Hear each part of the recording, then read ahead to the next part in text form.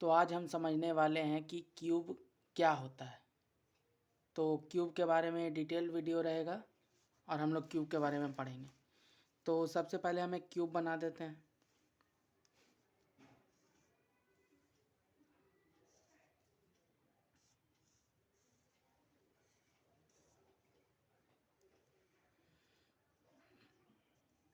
तो this is our cube और इसका हम नाम दे देते ABCDEFGH। तो ये हमारा एक क्यूब है और सबसे पहले हम इस क्यूब में देखेंगे कि कितने फेसेस होती हैं। तो नंबर ऑफ़ फेसेस के बारे में सबसे पहले हम लोग देखेंगे कि इसके कितने फेसेस हैं। तो आइए इसको हम लोग प्रैक्टिकली एक क्यूब की मदद से समझते हैं। तो आप देख रहे होंगे कि ये एक फेस है, दूसरा ये फेस है, तीसरा ये फेस है, चौथा ये फेस है, पांचवा ये फेस है और छठा ये उल्टा फेस है। तो इस तरह से हमारे पास क्यूब में 6 फेसेस होती हैं। अब हम लोग देखते हैं नंबर ऑफ़ वर्टिसेस कितना होता है। तो नंबर ऑफ़ वर्टिसेस जो होती हैं उनको भी हम लोग काउंट कर सकते हैं कि क्यूब में कितने नंबर ऑफ़ वर्टिसेस होती हैं। तो देखिए हम लोग यहाँ से भी इस फिगर से भी हम लोग इसको काउंट कर सकते हैं 1 2 3 4 5 6 7 8। तो क्यूब में इन टोटल 8 वर्टिसेस होती हैं। अगर हम लोग से नंबर ऑफ़ एजेस पूछ दे किनारे कितने होते हैं तो इसको भी हम लोग काउंट कर सकते हैं। आइए फिर से फिगर की ओर चलते हैं। 1 2 3 4 5 6 7 8 9 10 11 12। तो इन टोटल हमारे पास 12 एजेस हो गई। तो ये मुख्यतः बात हुई क्यूब के बारे में। जो आज का हमारा टॉपिक है वो है क्यूब का वॉल्यूम, कि क्यूब का वॉल्यूम क्या होता है, कैसे उसको हम लोग फाइंड करेंगे, डायगोनल का लेंथ क्या होता है, सरफेस एरिया क्या होता है और लैटरल सरफेस एरिया क्या होता है। इसके बारे में अभी हम लोग आगे चर्चा करेंगे। तो हम लोग फिर से देख रहे हैं कि हम लोगों ने यहाँ पे क्यूब बना लिया है और क्यूब चूँकि स्क्वायर से बना हुआ होता है, सारे फेसेस जो इसके होते हैं आप फिर से इस क्यूब में देख सकते हैं, जो भी फेसेस होती हैं वो स्क्वायर फेसेस होती हैं।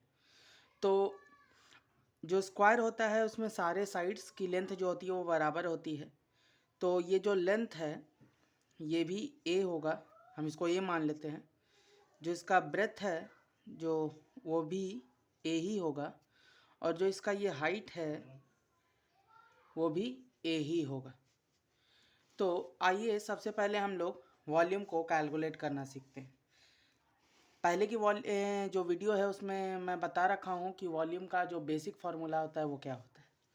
तो आप लोग देख रहे होंगे कि इस क्यूब में ये जो बेस सरफेस है हमारा, इस बेस सरफेस का हम लोग एरिया निकाल सकते हैं। ये बेस एरिया है। तो जो वॉल्यूम होगा क्यूब का, वॉल्यूम ऑफ क्यूब, वो हमारा होगा V equal to base area. देख सकते हैं आप लोग यहाँ से A इंटू ए यानी ए स्क्वायर बेस एरिया। मैं पहले फार्मूला लिख देता हूँ। ये हमारा होगा बेस एरिया इंटू हाइट। अब बेस एरिया आप ऊपर फिगर में देख रहे हैं क्या है, स्क्वायर फेस है तो ए स्क्वायर हो जाएगा और हाइट जो दे रखी है वो ये हाइट कितनी है, ए है, तो ये भी ए हमारा हो जाएगा। और यहाँ से हम लोग बोल सकते हैं कि ए क्यूब क्यूबिक यूनिट्स हमारा वॉल्यूम होगा किसका, क्यूब का। तो वॉल्यूम ऑफ क्यूब हमारे पास ये आ चुका है और यही फार्मूला होता है वॉल्यूम ऑफ क्यूब का। हम लोगों ने अभी बात की कि जो क्यूब होता है उसमें टोटल 6 फेसेस होते हैं। तो अगर हम लोग क्यूब के टोटल सरफेस एरिया की बात करें तो वो हर एक फेस के द्वारा होगा। जो टोटल सरफेस एरिया होगा क्यूब का वो हर एक फेस के द्वारा होगा। इसको हम लोग शॉर्ट में TA से भी लिखते हैं। और वो क्या हो जाएगा, कितने फेसेस थे, हाँ 6 फेसेस थे और हर एक फेस का एरिया क्या है, सारे साइड्स के लेंथ बराबर है। तो हर एक फेस का एरिया ए स्क्वायर है, तो 6a स्क्वायर इसका टोटल सरफेस एरिया हो जाएगा। अगर हम लोग लैटरल सरफेस एरिया की बात करें तो क्या होगा, लैटरल सरफेस एरिया, अगर हम लोग लैटरल सरफेस एरिया की बात करें जो क्यूब का होगा तो वो क्या होगा, लैटरल सरफेस एरिया यानी 4 वॉल्स। जैसे आप ये क्यूब देख रहे हैं, ये क्यूब है आपके पास, इस क्यूब में ये जो फेस है ऊपर वाला और ये जो फेस है नीचे वाला, इसको हम छोड़ देंगे और बस ये चारों जो फेस आपको दिख रहे हैं हम इनके एरिया को कैलकुलेट करेंगे। तो 4 फेसेस के एरिया क्या हो जाएंगे, 4a स्क्वायर। तो ये स्क्वायर यूनिट्स होता है और यहाँ भी हमारे पास स्क्वायर यूनिट्स हो जाएगा। नेक्स्ट है हम लोग लेंथ ऑफ डायगोनल कैसे निकालेंगे, उसके बारे में अब हम लोग चर्चा करेंगे। हम वापस से आ जाते हैं अपने क्यूब के पास, ये रहा हमारा क्यूब। अब इसमें हम लोग को लेंथ ऑफ डायगोनल कैलकुलेट करना है, लेकिन बात आती है कि कौन से डायगोनल के लेंथ को हमको कैलकुलेट करना है, क्योंकि क्यूब में 2 डायगोनल्स होते हैं, एक हमारा फेस डायगोनल और एक होता है हमारा बॉडी डायगोनल।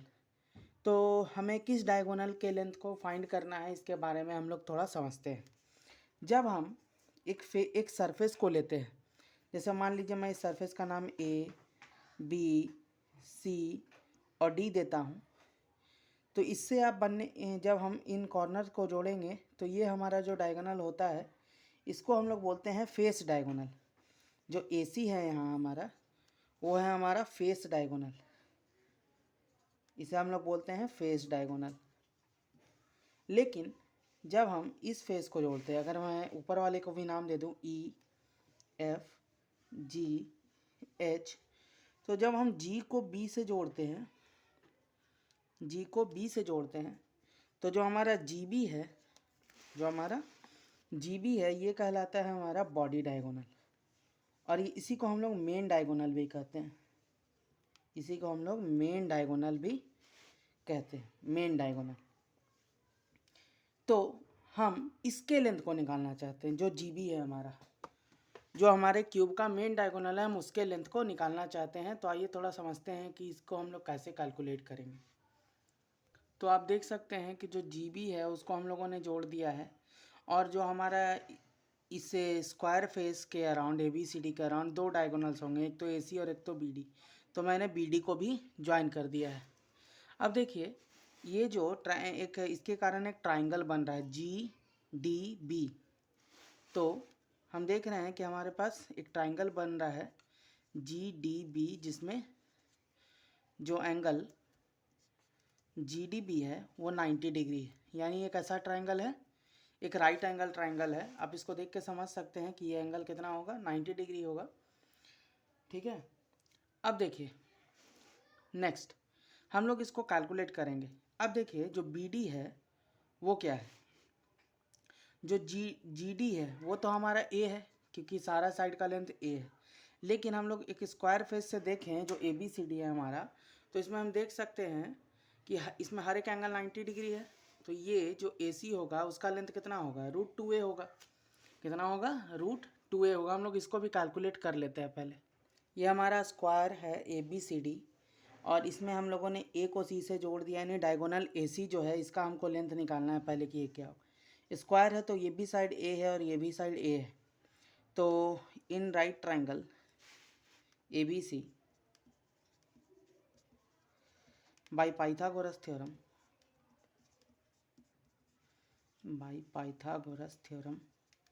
हम लोग इसको कैलकुलेट कर सकते हैं। कैसे करेंगे बाई पाइथागोरस थ्योरम, आइए देखते हैं। तो सबसे पहले हम लोग लगा लेंगे ए सी का square equal to A B square plus B C square. A B भी ए है तो ए स्क्वायर हो जाएगा, बी सी भी ए है तो ए स्क्वायर हो जाएगा, यानी इन टोटल 2a स्क्वायर हो गया।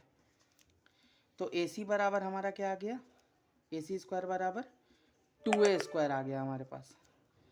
तो जो ए सी होगा वो क्या हो जाएगा, तो यहाँ से हम लोग ए सी कैलकुलेट कर लेंगे, ये √2 टाइम्स ए हो जाएगा।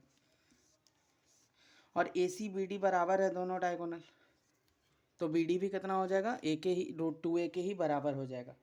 अब हम आते हैं अपने वापस से in triangle G D B.